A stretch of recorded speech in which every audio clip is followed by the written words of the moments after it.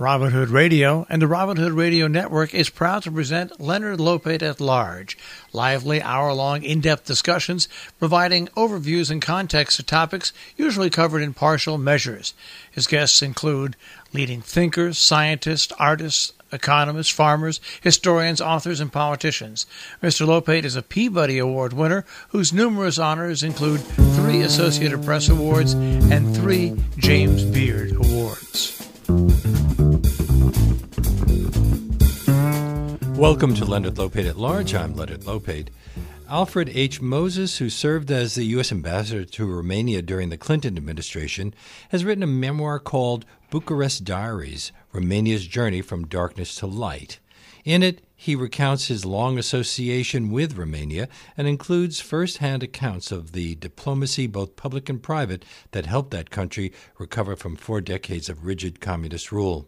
He is a Washington attorney and chair of UN Watch, who previously served as a special counsel to President Jimmy Carter and special presidential envoy for the Cyprus conflict. He was also national president of the American Jewish Committee. In 2002, Romanian President Ion Iliescu awarded him Romania's Mark Cruz Medal, the only American to have been so honored. His book is published by the Brookings Institute, and I'm very pleased it has brought Alfred Moses to our show now. Welcome. I'm sorry if I messed up the former Romanian president's name. All Romanian names are difficult to pronounce. The main thing to remember is they all end in U. So how should I pronounce it? Ion Iliescu. Oh, Ion. So that's an I-O-N. Okay. When and why did you first go to Romania? That's an interesting story. I didn't expect to go. None of my ancestors ever set foot in Romania. I had no ties to Romania. I was in Jerusalem, and I was part of the National Board of the American Jewish Committee, and there were 3 delegations leaving Israel, one going to Madrid, one going to Bonn, which was then the capital of the Federal Republic of West Germany, and one was going to Bucharest, and Bucharest just sounded a lot more interesting.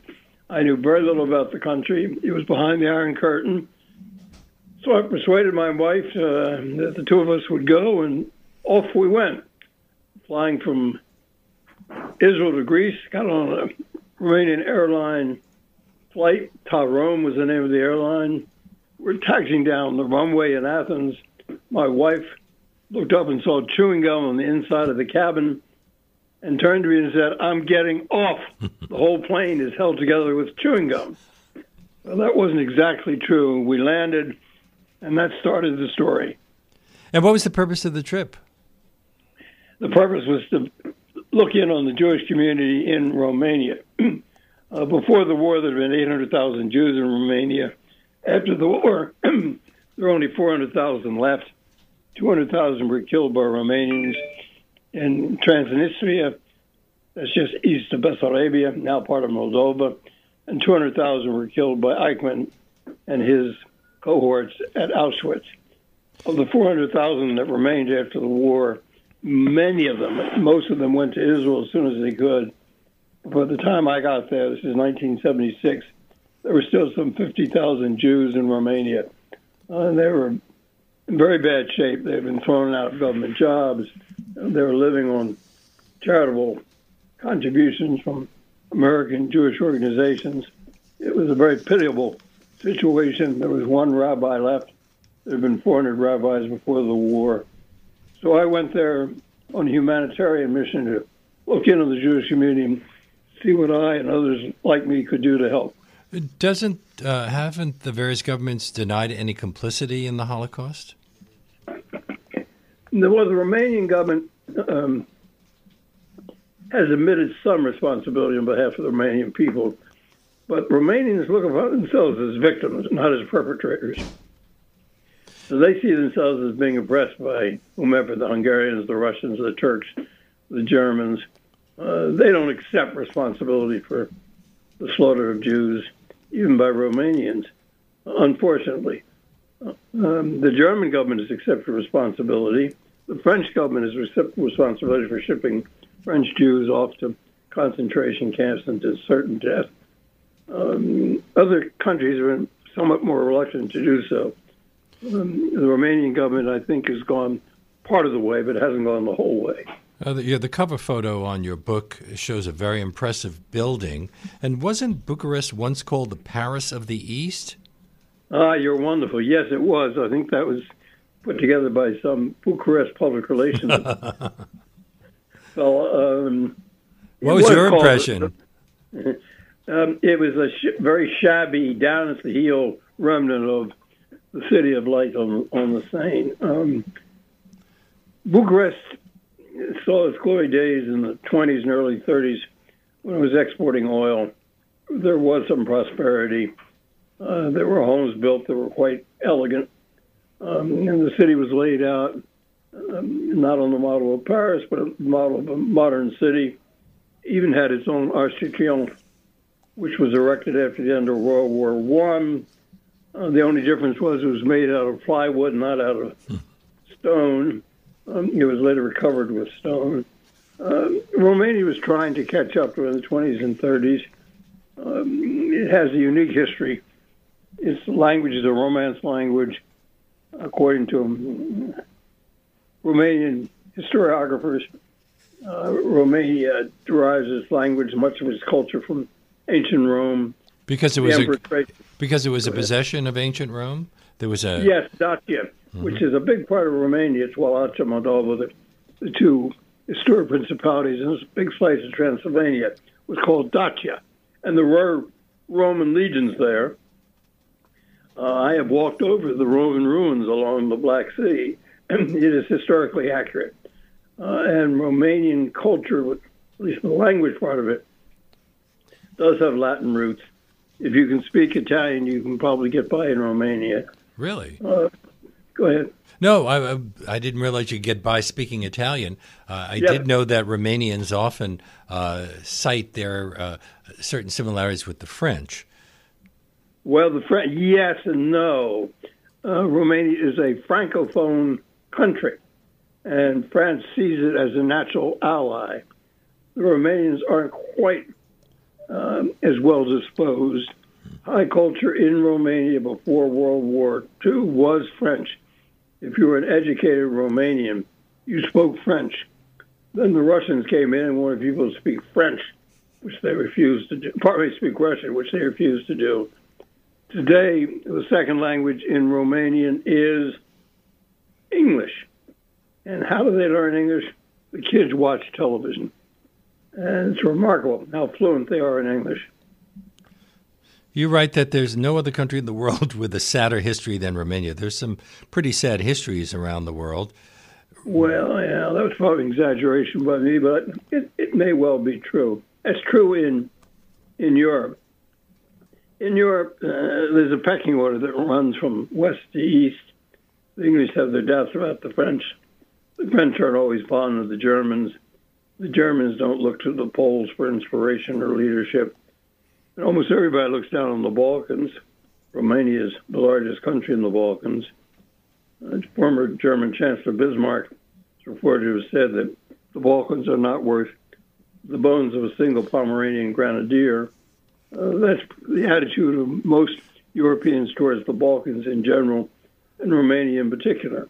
Are they concerned that our current president has confused the Balkans with the Baltics? Well, I don't think one can underestimate our current president's lack of knowledge of the world as it exists. So whatever he may say doesn't startle people. It's sort of expected. I don't say that with any disrespect, but President Trump knows very little about the world we live in. So what was the economy like when you arrived? This is when Ceausescu was still in power. When Ceausescu was, yes, in 76, it was dreadful. Everything was owned by the government. All private dwellings, what had been private dwellings, had been taken over by the government. All apartments were owned by the government. If there were shoe shine stands in Bucharest, I never saw any, they would have been owned by the government. It was 100% government ownership. And you saw office workers shoveling snow. What did your guide tell you about those office workers? Oh, he said they were volunteers who were doing their patriotic duty for the Socialist Republic of Romania. These poor devils had been dragooned out of their offices. They were out there shoveling snow in February 1976. It was a miserable sight. And then coming down the elevator of the Athene Palace Hotel on your first day in Romania, you saw old women scrubbing the floor. The Athene Palace had a glorious romantic history. It had been written up in novels about espionage and romance and this and that. So my wife, Carol, and I stayed at the Athene Palace.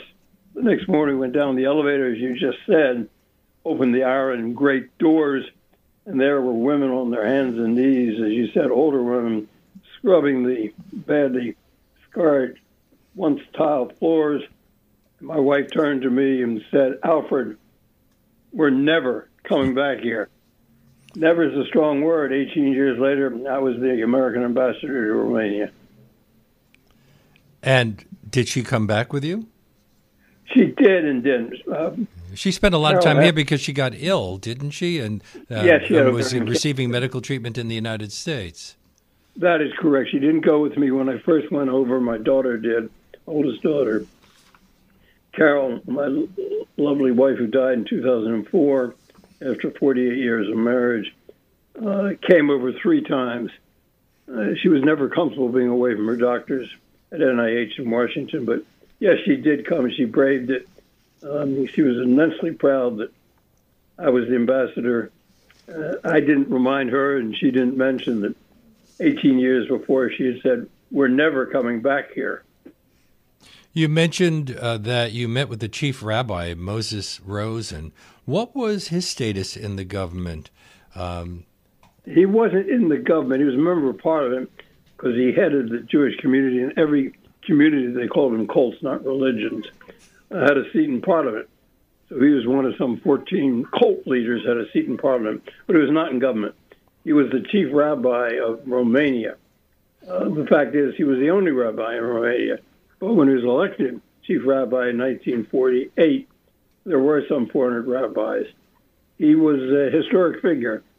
I've often told people, if he hadn't been a rabbi, and perhaps if he hadn't been Jewish, been born in the United States and gone to Harvard Business School, he might have been the CEO of General Motors or IBM. He was enormously wily,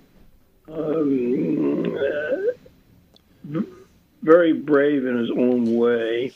He made his own agreement with the devil, Ceausescu, a Faustian bargain, which was in effect that the Jews in Romania won't be the dissidents. They won't be on the streets protesting as they were in the former Soviet Union. But in return, you leave the Jewish community to me and its spiritual leaders, and we'll be faithful Jews, faithful to our tradition. We won't be involved in politics. And he made that work, and that was much to his credit. But you say that the Jews and other religions were all called cults. So were there any functioning synagogues and Jewish schools and other signs of religion? Well, that was the deal. The synagogues functioned. There weren't that many Jews to attend them, but Chief Rabbi Rosen had a way of getting his parishioners to show up. The Romanian Orthodox Church continued to function. It was badly infiltrated and compromised by the communist authorities all the way to the top. The head of the church, Theocrist, had been compromised. Compromise meant that they told the authorities that they knew of persons who were less than fully loyal to communist Romania. It was a very insidious culture. Almost 5 million Romanians were members of the Communist Party out of a country of 23 million, a very high proportion of the population. And the communism in Romania was imposed from the top down, starting with Soviet bayonets. The Soviet army occupied Romania in 1944 and was tightly controlled initially by the Soviet Union and then by communist leaders such as Ceausescu. But Ceausescu was kind of split from the Soviet Union for the same reasons that Tito split in Yugoslavia? Very keen observation. Yes and no. Tito split in 48. Ceausescu split after 70. Well, earlier, his predecessor, Georgescu Dej, had taken an independent position from the Soviet Union on some issues. But that was a game, too. Georgescu Dej and Ceausescu figured out that if they made nice with the West, they could get things in return in the way of trade and recognition. But they didn't split in terms of internal ideology. They did not always follow, this is Georgescu Dej and Ceausescu, diktats from Moscow, for example, during the Six-Day War between Israel and its Arab neighbors. The communist world severed diplomatic relations with Israel. Romania did not. Ceausescu condemned Brezhnev's occupation of Prague in the spring of 1968, put tanks on the runways of the airports in Romania so the Soviet Union could not bring in airborne troops. In those respects, he was independent. Internally, he ran a Stalinist regime, enormously oppressive, a lot of people in jail, no freedom of press, religion, speech, you name it. So is all of the Khrushchev, the changes that Khrushchev and others had enacted in the Soviet Union that loosened things up a bit didn't happen in Romania. Absolutely not. You're exactly right. There was no Khrushchev recognition of Stalin's errors. Stalin's statue was still up in Romania when I went there.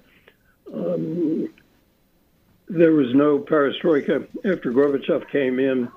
There was no goulash communism such as you had under Kadar in Hungary. It was an extremely oppressive communist regime, probably second only to Kim Il-sung in North Korea.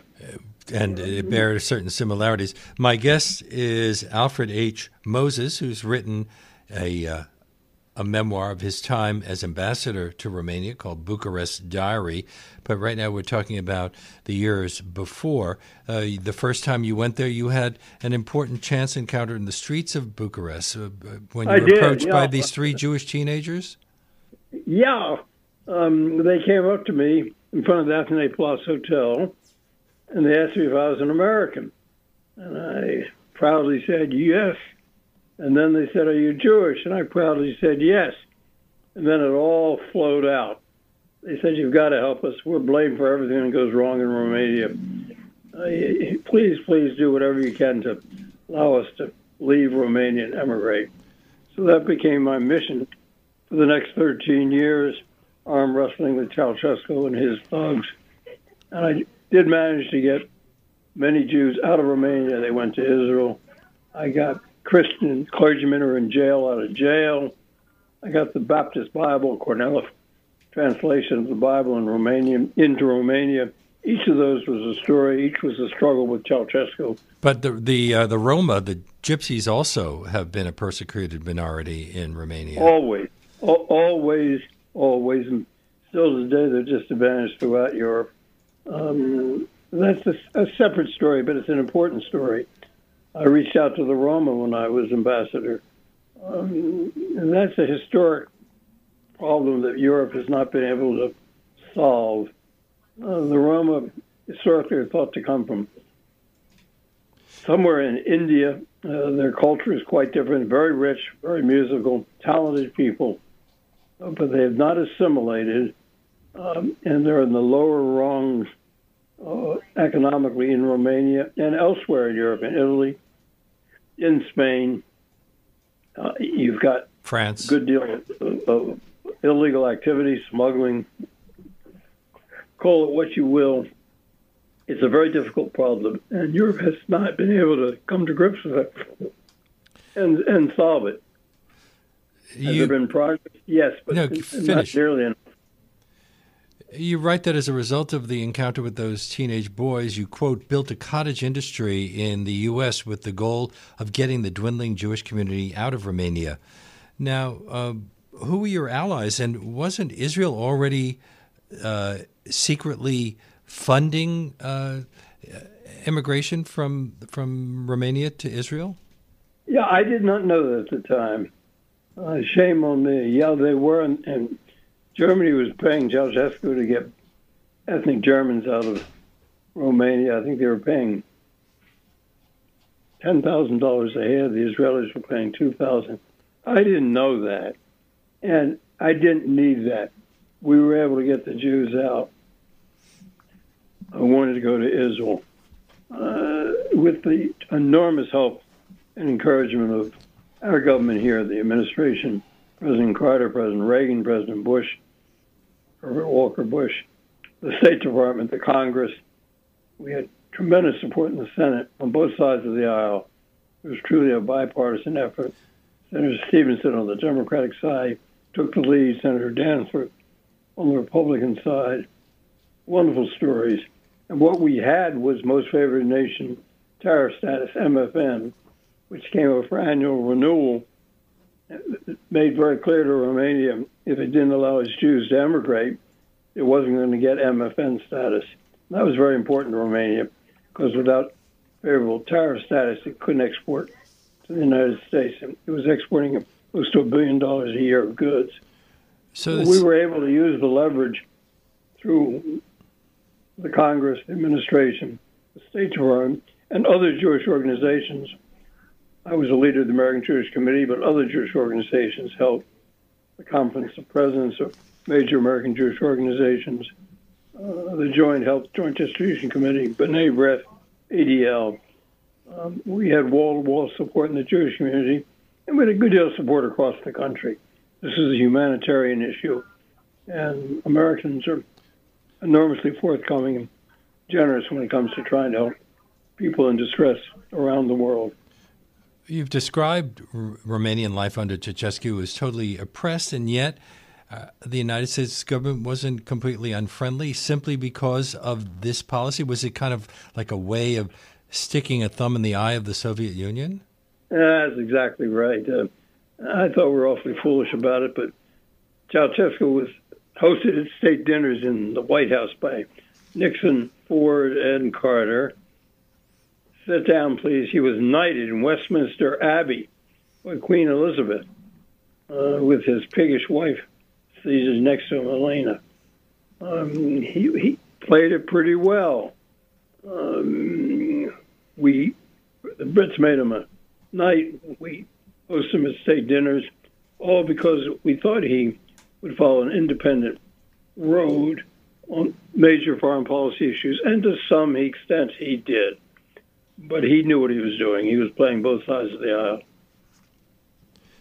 aisle. Why was he interested in trade? As far as most Americans are aware of Romania, Romania either is a place that gave us pastrami or Dracula. Hey, you hit on both of them. Pastrami started in Romania, and Dracula did too. Dracula was the creation of a British author who never set foot in Romania. There was no Dracula. There was Vlad the Impaler. He was about 4'8" or 9" or 10 or 11. I don't know. He's less than 5 feet. And he impaled his enemies. And from that historic account arose Dracula. Pastrami is pressed dried beef. Started in Romania and came to New York, and now you can go most places in the country and order pastrami sandwich.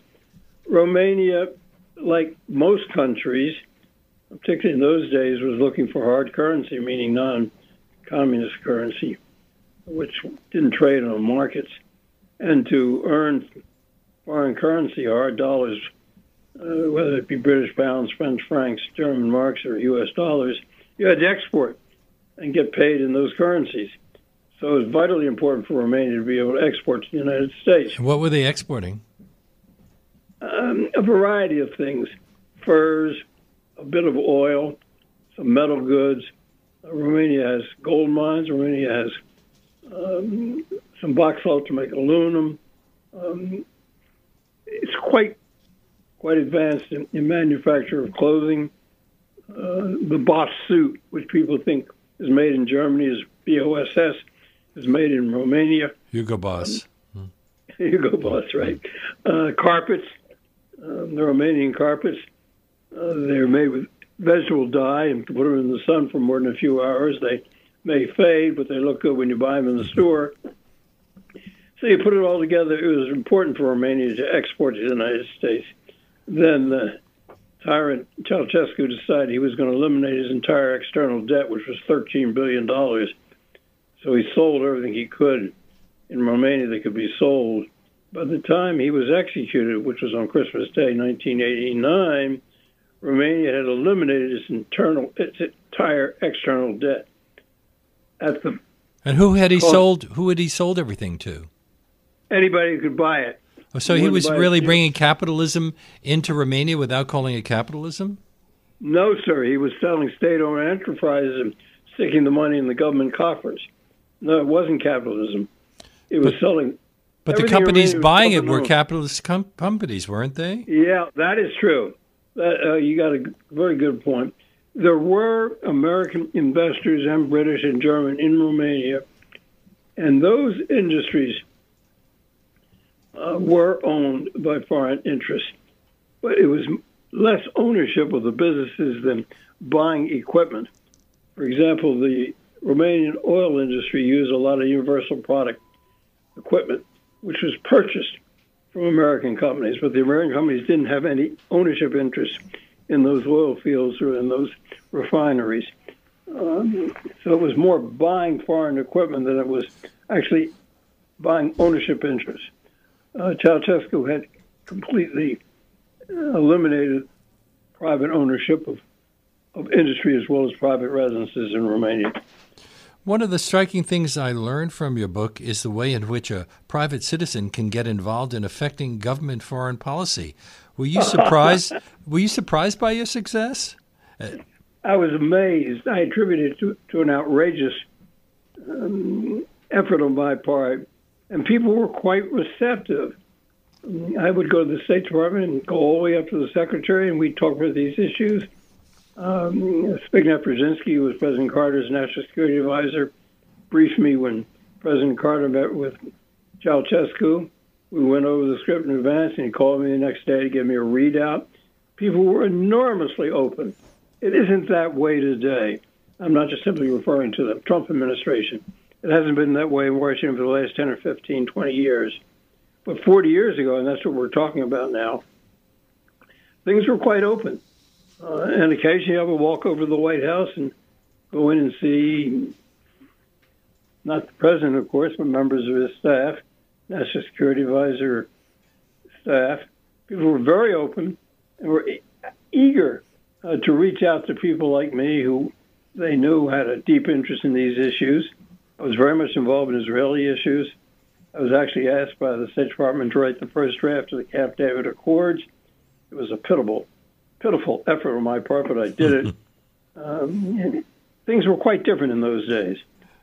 As you were building what you called your cottage industry, did you ever imagine that one day you might be an ambassador? No, I did not.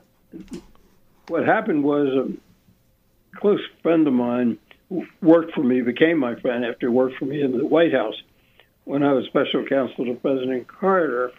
He had been lent to me by the State Department. He was an up-and-coming, then quite young Foreign Service officer, brilliant, Mark Grossman. By the time my ambassadorship became even an idea in someone's mind, Mark was the executive secretary of the department. We had lunch one day, and he said, "Al, you always been interested in Romania.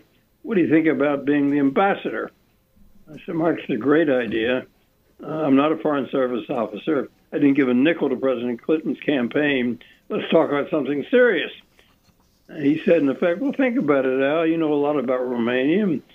Get your friends whom you know in Washington to put in a word or two for you." Well, what I didn't know was that Mark had arranged within the State Department that I be the State Department's nominee to be ambassador and would send the name over to the White House. I didn't know that, but I called President Carter, and he agreed to help me. And other people I knew, Lane Kirkland, who head of the AFL-CIO, was a good friend. And I walked into his office, said, "Lane, someone suggested I be ambassador of Romania. What do you think?" He said, "It's the best thing ever happened to those bastards," referring to the White House. He was been battling the White House over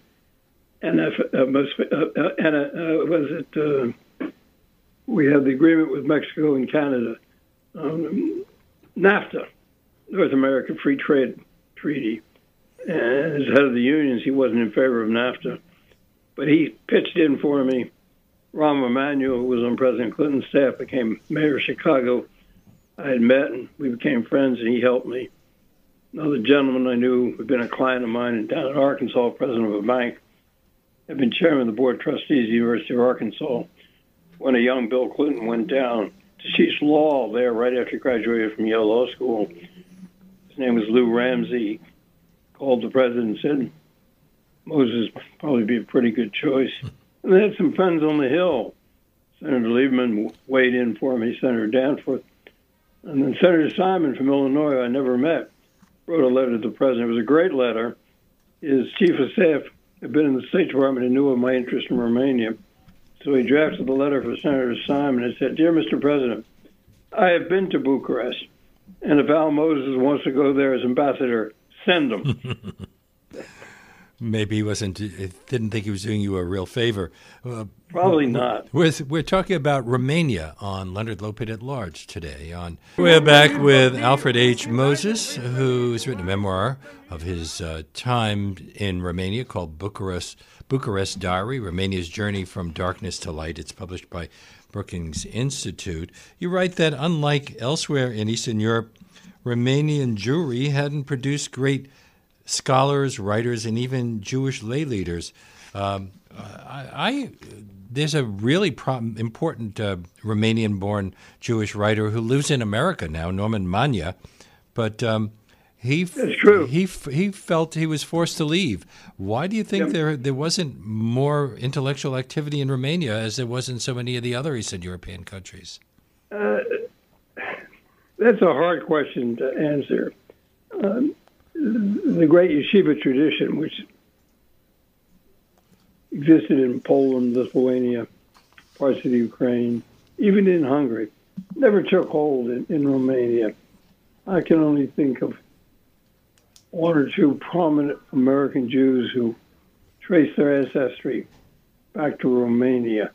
A lot of Romanian cantors. There's a musical tradition very strong. The Kusevitskis, among others. Yeah, but Mine is Jewish, but he's not. He's Jewish by origin. He's not Jewish in his outlook on the world. He's not educated. He was not educated Jewishly. When you think of the great Jewish scholars who were born in Europe and came to this country, I can't think of any single exception who was Romanian. It was a backwater, unfortunately, and the Jews elsewhere in Europe sort of looked down on the Romanian Jews. Leadership did not come from the Romanian Jewish community, at least leadership in the sense of Jewish scholarship. It's a historical fact. The explanation is beyond my competence and my knowledge base, but I think it's a fact. But Norman Manya has told me that he was made aware of the fact that being Jewish made him into somebody who was considered a danger to the society. But he also, he once told me that at a certain point Ceausescu abolished the office of the censors. And that's when things really got dangerous, because as long as there were censors, you knew what lines you couldn't cross. And once that was eliminated, it was dangerous for anybody. And you couldn't say anything about the wife of Ceausescu either. Oh, Elena, yeah, she was something. Norman Manya was a very gifted writer. I urge people listening in to go on Amazon or wherever you get your books, bookstore, and you can get a Manya book. He's a very gifted writer. But he's not writing in the Jewish genre. He's writing more in the Romanian genre. What he said is true. Things were very dangerous in Romania. It was a good place to get out of, not a good place to remain. But there's a part of the story here that we probably should discuss, because the Jewish aspects are just a part of it. It was the prelude. During the 3 years I was ambassador, we tried, when I say we, the American government, to bring Romania from the bottom of the heap, where it had a tradition of over 40 years of communism and fascism before that, into the democratic order, so we become part of the structure of Europe and be fully integrated within the European community. Well, it became a member of the EU and NATO. But member of the EU and NATO. NATO was what Romanians wanted more than anything else. But to show how far Romania has come, it will next year have the presidency of the EU. That was simply unthinkable 25 years ago. It's a full member of NATO. We have some 5,000 American servicemen in Romania manning a missile shield on the western shore of the Black Sea. We have a very strong military structure and arrangement with Romania. We have something we created when I was ambassador called a strategic partnership that has taken hold, and the two militaries are in very close cooperation. Again, that was something that hadn't existed before I was able to come over as ambassador. NATO was the chant. It was the holy grail for Romanians. They desperately wanted to be part of NATO, and for understandable reasons. Historically, Romania had been occupied by Hungarian troops, German troops, Russian troops, Turkish troops. Romania was the view that it was part of NATO. It would have the nuclear umbrella, the nuclear shield provided by the United States. And from the moment I arrived as ambassador until the day I left, it was the NATO chant wherever I went. Just to illustrate the point, a few months before I left, I was in Bukovina, northern Romania, just a few miles from the Ukrainian border, visiting what were called the painted churches. These are churches that still have the original paint, the original pigments. Their frescoes on the outside of the churches are simply beautiful. And people from all over the world go to Bukovina in Romania to see the painted churches. I visited with my sister. We stayed in a monastery overnight. The Father Superior was a wonderful gentleman who hosted us for dinner and then the following morning for breakfast. And as I was leaving, we embraced arm in arm. He looked me in the eye, kissed me on both cheeks, and offered a prayer in the name of Christ and NATO. Well, it was sort of mixing things up. I think Jesus said, render unto Caesar what is Caesar's, unto God what is God. Well, for the Father Superior, it was NATO and Christ all in one breath. It wasn't just the Father Superior. Wherever I went, I heard the NATO chant. But in order for Romania to join NATO, the country had to sign a treaty with Hungary. Yes. And NATO, Hungary, that was a problem. It was, and I'm glad you raised it. We negotiated that treaty. It was outrageous. I negotiated with Hungarians and with Romanians and brought about a reconciliation. There were some differences with regard to ethnic rights within Romania. For the benefit of Hungarian nationalists, we were able to solve that problem by recognizing the rights of Hungarians to exercise cultural autonomy, but individually, not collectively, and not territorial autonomy. Did the same thing with Ukraine. I went to Kiev and negotiated with the government in Kiev up to the very top, Secretary of State, Minister of State, to bring about a treaty between Ukraine, basic treaty, Ukraine and Romania, both of which were needed in order for Romania to get into NATO. One of the principles was laid down by our then Secretary of Defense, William Perry, was that countries coming into NATO would have no border disputes with their neighbors. So we were able to solve that both between Romania and Ukraine, Romania and Hungary. That was a mammoth undertaking. And looking back upon it, it was outrageous on my part that I would negotiate with the Hungarians. I was the American ambassador to negotiate with the Ukrainians. But we got it done. And the administration, President Clinton, Secretary Albright, supported me in that. They didn't have to. They certainly didn't owe me anything, but I think they understood what I was trying to do, and they were wonderfully supportive. Now, what did Romania have to do to become a member of the EU? Did it have to privatize its industry?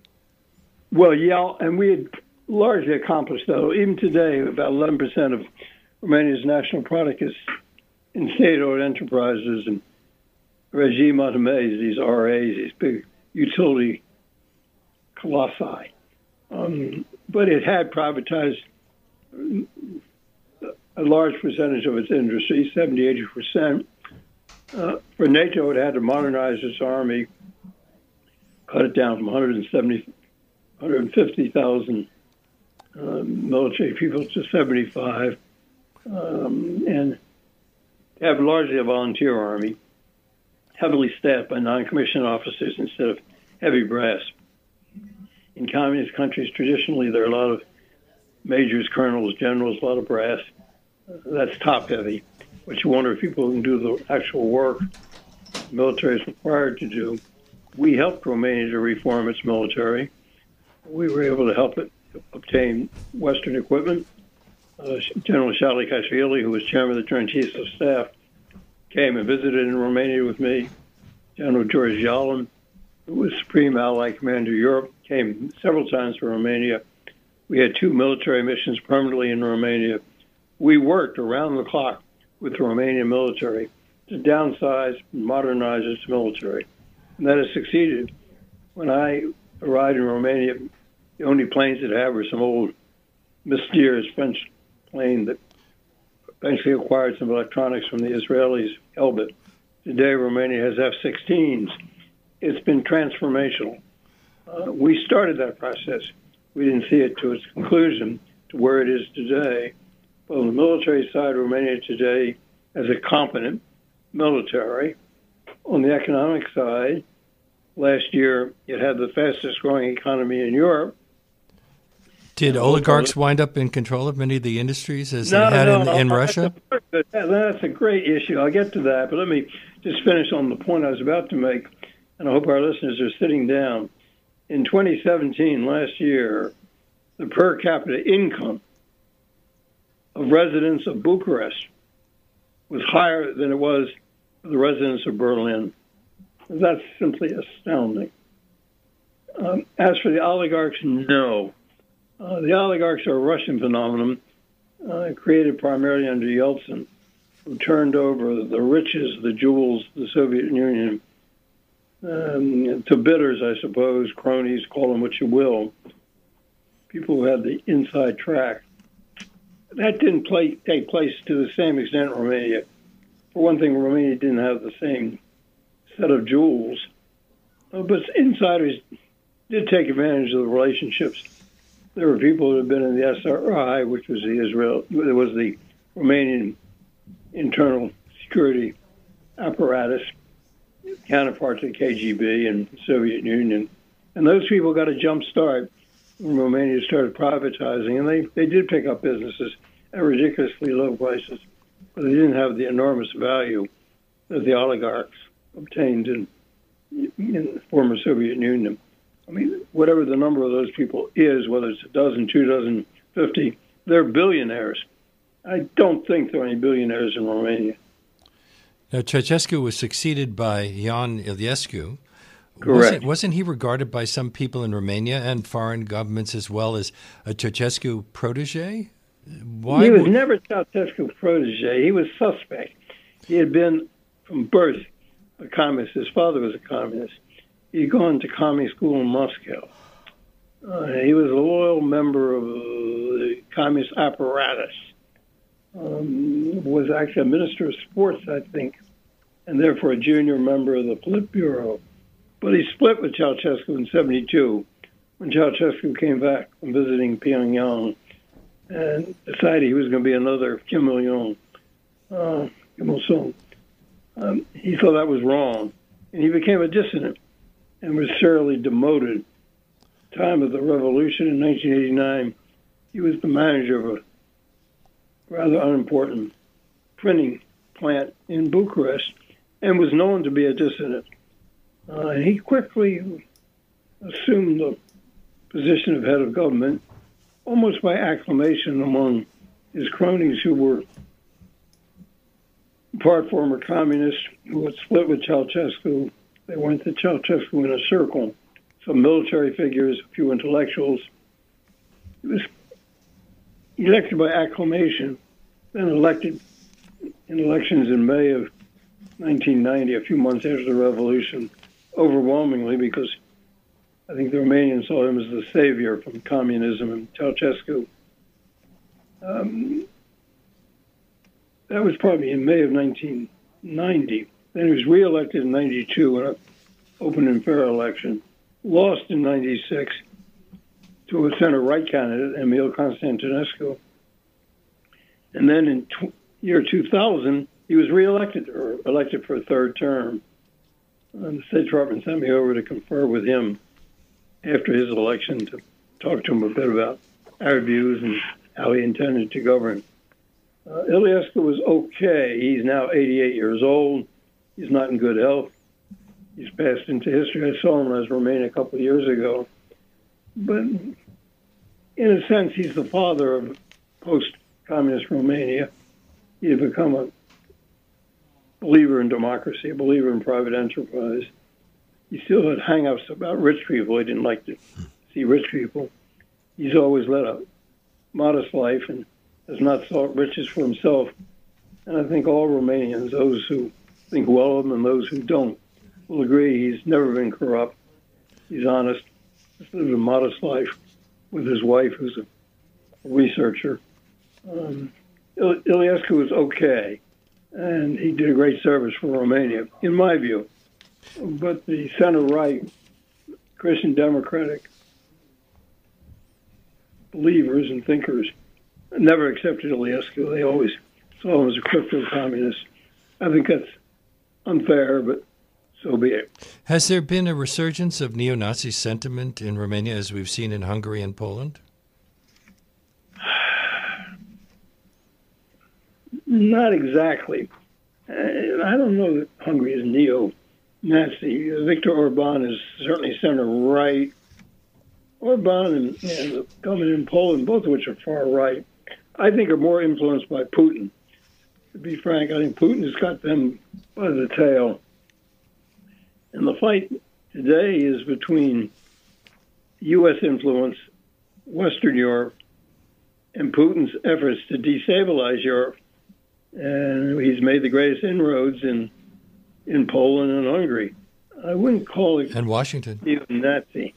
Nazism is not popular in Eastern Europe. There are more neo-Nazis in Germany, and maybe didn't say this, maybe in Charlottesville, Virginia, than there are in Romania. Now, you mentioned that just about 5 years to the month, Ceausescu and his wife Elena were executed in 1989 on Christmas Day. Correct. What were they charged with? I mean, executing is not the same thing as just toppling. Well, it was a sham trial. They could have been legitimately tried and convicted on dozens of counts. But the army had picked up Ceausescu. He flew away from communist headquarters. I think it was the 21st or 22nd of December when there were protesters out in the square in front of where he was speaking. Some shots were fired, and he was whisked away in a helicopter with his wife and security guard. The helicopter naded about 100 miles north of Bucharest and then had to land.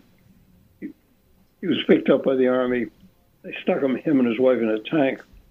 And on orders of the provisional government, National Front government, he was tried. It certainly wasn't a fair trial. He was just berated with accusations. And then he and Elena were shot. It was the only violent end to communism in Eastern Europe. Mm-hmm. No other communist government, was toppled by force, not in the Soviet Union and not in the former satellite countries. Rather amazing. It was not a bloody end to communism anywhere except in Romania. Now, we're almost out of time, but I'm curious about a couple of other things. You really had no training as a diplomat, so what kind of training did you receive before you assumed the position of ambassador? I can answer that very quickly. None. I went to procedures, not substance. I like to study. I knew a little bit about Romanian history. I spent a good deal of time traveling the world, I was then the national president of the American Jewish Committee, and I had met with the likes of Anwar Sadat, the president of Egypt, and Menachem Begin, prime minister of Israel, Helmut Kohl, the chancellor of Germany. I felt very comfortable talking to heads of state. I'd worked for a head of state, President Carter. I was comfortable in my own skin. I really landed, sniffed the air, looked at my Foreign Service staff, who were all wonderful, true experts, kissed them on the cheeks and said, okay, let's go. And I did what I thought needed to be done to help Romania move towards the West and strengthen the bilateral relationship between the two countries. I was a fairly self-confident lawyer. I didn't need the job, but I loved the job. Now I just went at it. Go ahead. No, that's really it. You were awarded, as I mentioned earlier, it's the Mark Cruz Medal or the Mark Cruz Medal? Yeah. That was very kindly conferred on me by President Iliescu when he was in Washington. What does that medal honor? It's a good question. I don't have the declaration in front of me, but as those things go, it probably says a lot of things that aren't entirely true. It probably credits me with saving half of the Western world, which is a bit of an overstatement, but those things are always over the top. It was for building the bilateral relationship and helping Romania move. These weren't the words in the salutation, but I think it's fair to say to move from darkness to light. Now, you mentioned the second elected president after the fall of Ceausescu, Emil Constantinescu. Why? Emil Constantinescu, that's a tough one. And why was he less successful than Iliescu? Oh, I don't know. They're very different. Emil had been the rector of Bucharest University. He took on sort of hero status when Iliescu brought some thugs into Bucharest, coal miners, to beat up students who were protesting on the streets. Constantinescu opened the doors of the university so they could escape. And he was lionized for that by a man named Kaposo, who was the titular head of the former Peasants' Party, Christian Democratic Party. Kaposo himself was in poor health, and he knighted Emil to be the Christian Democratic Party's candidate for president, and he succeeded the second time. He lost badly the first time to Iliescu in 92, but won in 96. He wasn't a politician. He was a very fine man, did some good things, was a good caretaker president, but did not run for re-election, is bowed out of politics entirely. And what brought you back to the country after, 3.5 years? Brought me back to the U.S. Why weren't you ambassador to Romania longer, considering all the things that you had done? That's about it. Well, also I resigned. My wife was not well, and I just felt my first call was to be here with her, and I'd done all I thought I could do in Romania. You're now the chair of UN Watch. What does that work entail? Well, that's in Geneva. We promote human rights around the world. With some success, we sponsor the annual Human Rights Summit in Geneva, where we have close to 1,000 people gathering. We champion the people that the Human Rights Council in Geneva, the UN Human Rights Council, largely ignores. We have a lot of oppressive countries in this world, and they have victims, whether they be in Cuba, Iran, Afghanistan, Mozambique, Iraq, elsewhere. We speak out for him. One poor devil Baladi is in jail in Saudi Arabia. I'm trying to get him out of jail. I've been unsuccessful. The world is a very tough place for people who don't hew the line, the government line. And there are a lot of oppressive governments. So UN Watch's job is to speak for those people who don't otherwise have their champions. It also speaks out on behalf of Israel, United Nations in Geneva, where there are more resolutions condemning Israel than there are resolutions condemning all of the other countries in the world. So it's twofold: to give Israel a fair shake, but more broadly support universal human rights. And that's a calling of mine. Thank you so much for being on our show. Alfred H. Moses has written a memoir called Bucharest Diaries, Romania's Journey from Darkness to Light, published by the Brookings Institute, with lots of photographs done by your son, right? No, he actually, that's my son-in-law. Oh. He's a world-famed photographer, and I sent him all the Kodak prints I had, and he made them all look pretty glossy and nice. And Leonard, thank you. It's been an honor to appear with you, and I wish you every success. And to the listening audience, God bless you all. And that brings us to the end of today's show. My great thanks to Ambassador Alfred Moses, to Susie Stoltz, who produced today's segment, to Reggie Johnson, who was at the audio controls, to Charlie Morrow, who composed our theme music, and to my producer, Jesse Lent, who helps make things run smoothly. Lopate at Large comes to you on Saturdays at 4 and Tuesdays at noon. You can subscribe to Leonard Lopate at Large podcast on iTunes and by clicking on Robin Hood Radio's archive program site, which is robinhoodradio.com. You can also check out Leonard Lopate at Large Facebook page. We hope to see you next week.